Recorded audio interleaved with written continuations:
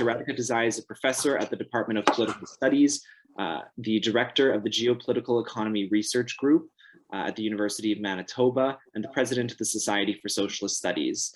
She's the author of Geopolitical Economy After US Hegemony, Globalization, and Empire.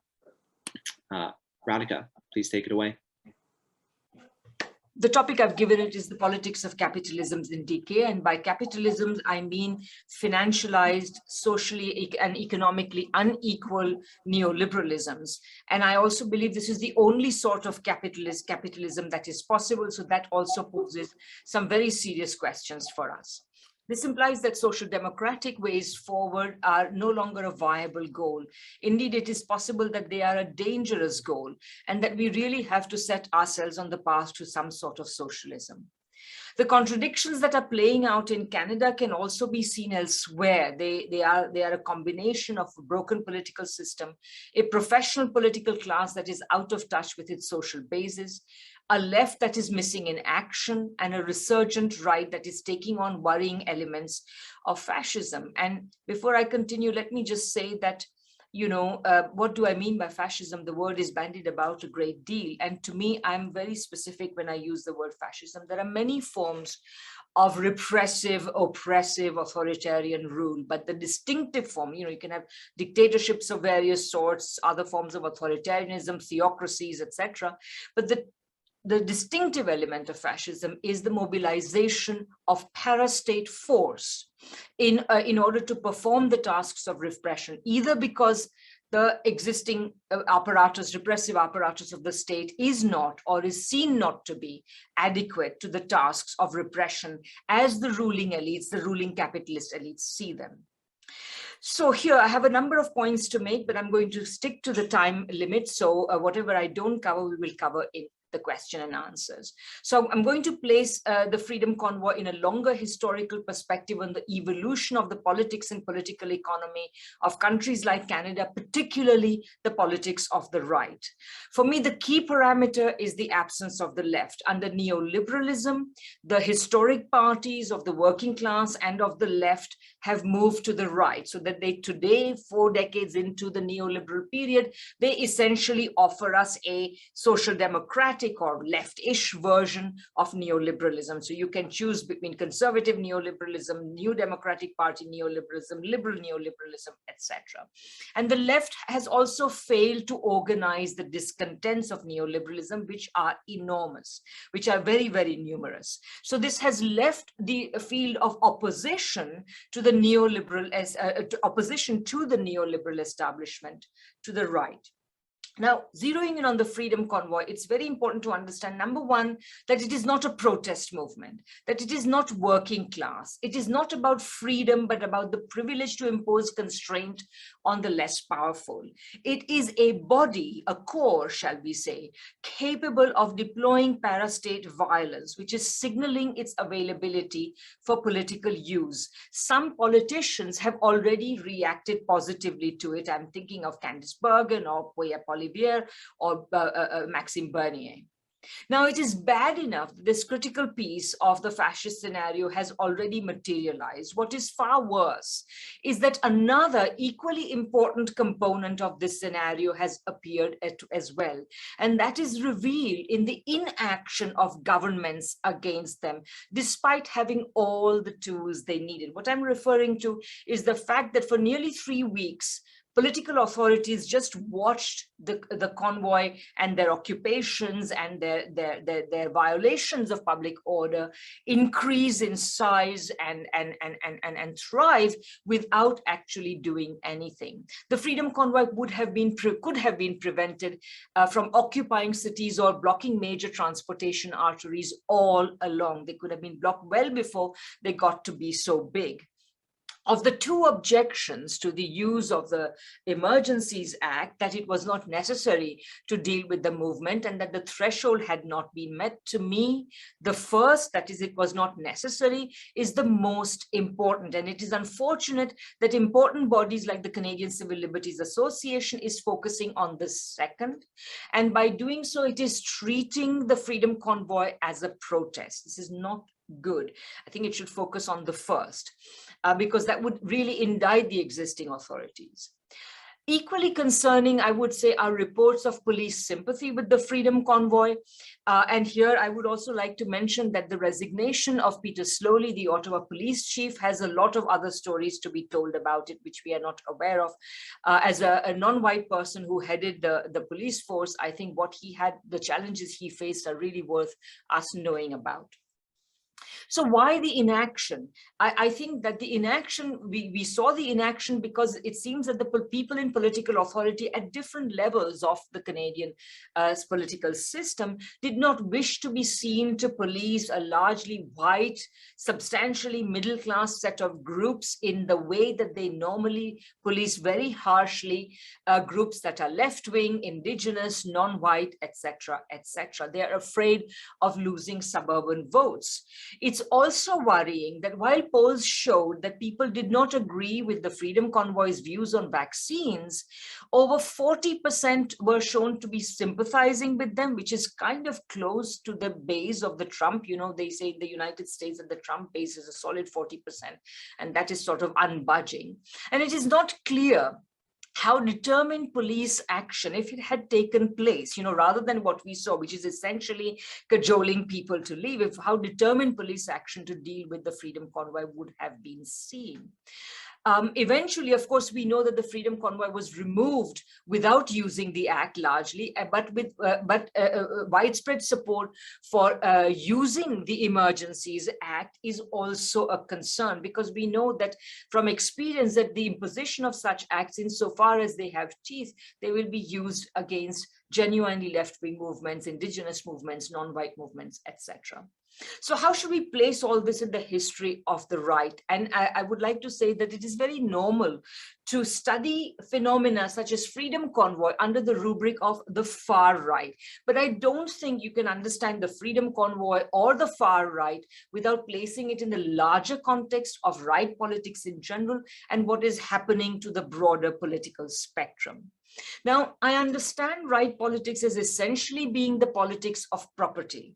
And if you think about it, historically, in a capitalist context, in any sort of context really of class societies, it is electorally difficult for a relatively small group of property people to organize an electoral coalition to deliver them parliamentary majorities, even in a first past the post system where small shares of the vote, relatively small shares of the vote, can be translated into majority of the seat. The class of the property is simply too small. So historically, right politics has had to supplement this core constituency with other groups, religious and ethnic groups, women. There's also very important field of study here. I remember being particularly struck many years ago by a very interesting article by a feminist scholar called Nikki Hart, who pointed out that had women, in the case of the UK, had women supported the Labour Party in as great a proportion as men did, the Labour Party would have been in government throughout the post-war period. It's only more recently, as women have increased their labor force participation starting in the 1970s, that we have seen women vote disproportionately for parties of the center left or the left of center. But nevertheless, historically, it's important to know that for a variety of reasons, which we can explore, this was also an issue. It's really a fault of the left rather than an advantage of the right, but it's something that needs to be noted.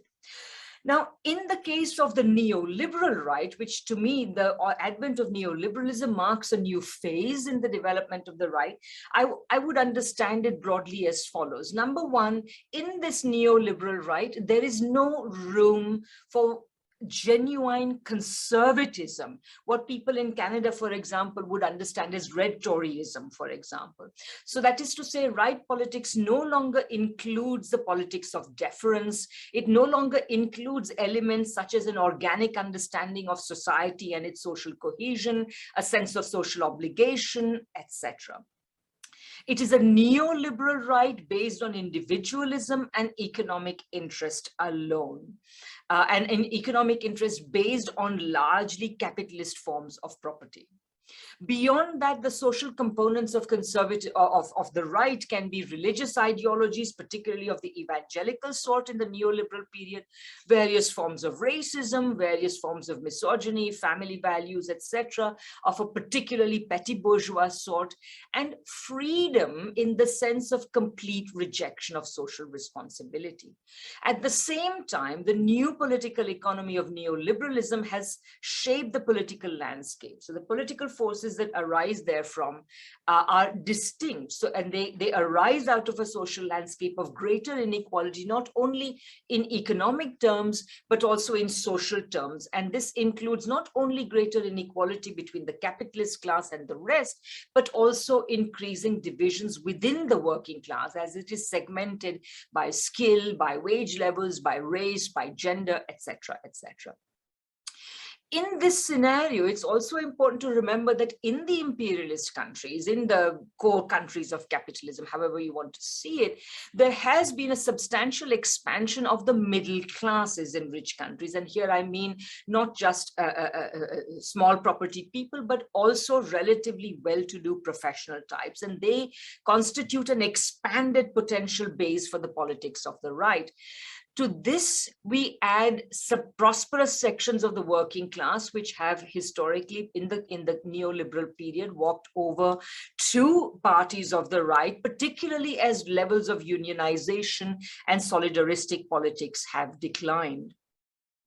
And today, by the way, the social basis of right-wing politics includes both the old and the new petty bourgeoisie. By the old petty bourgeoisie, I mean the petty bourgeoisie of small property, and by the new petty bourgeoisie, I mean the professional middle classes. However, that can be a problem, and that's a problem particularly for the right, because the two do not coexist very well. The old petty bourgeoisie still tends to be socially conservative, while the professional middle class, the sort of new petty bourgeoisie, if we were to use Pulantzas's terms, is essentially socially liberal and cosmopolitan in the sense of being in favor of globalization, etc., which has also become a major bone of contention in the politics of the right. That is why we see so much warring on social values. It doesn't help that the new petty bourgeoisie social liberalism is imposed by public and corporate authorities, not because these authorities actually believe in those values or they want to practice them, but because they need to be seen to uphold them in order to retain a diverse workforce, which of course is also very hierarchically organized, but nevertheless they need to retain a diverse workforce.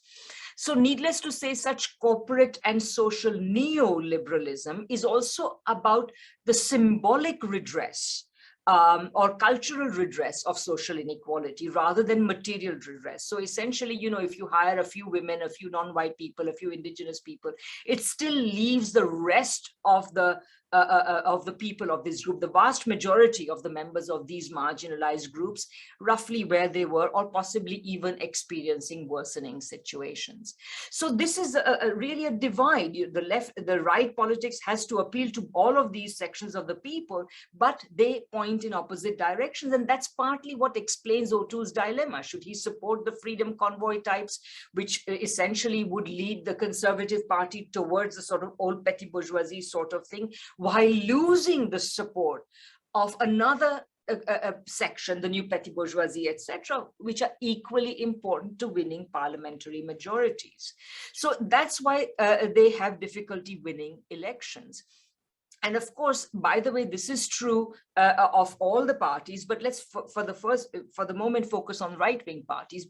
Basically, if you look at, say, for example, the US situation, going back to, well, really right-wing presidents since Ronald Reagan have not been able to win convincingly. So you had the two George Bush victories, which were questionable. Then you got the Trump victory, etc. So it's actually very, which Trump won his election by getting a smaller share of the vote than Hillary Clinton, etc. But somehow they have to manage to win elections in this context.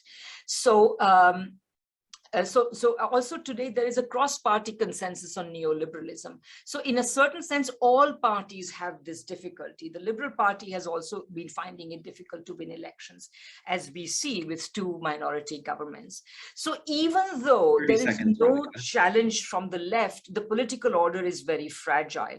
Okay, I'll bring other points in here, but I just want to make 2 points in conclusion. So essentially, to me, what we are looking at in terms of the Freedom Convoy and this importation of this sort of politics, and I use importation, I'm sure other people will talk about it, it's very concerning, because what you're looking at is essentially these right forces are offering themselves to capitalist classes. They're offering themselves to right-wing parties, and the right-wing parties are themselves offering themselves to capitalist classes who don't necessarily need them. Capitalist classes can rule just as well with neoliberal liberal parties or neoliberal social democratic parties, etc. And finally, I want to say that some of the novel elements that we are seeing here may seem quite different from fascism, but we have to remember that history never repeats itself, that the fascisms that we will see now, which I think are very serious concern, they are, of course, they are anti-communist, they are racist, and they are misogynist, but they don't necessarily have to be racist towards a particular group. Like, say, for example, they don't have to be necessarily anti-Semitic. They can target many other groups.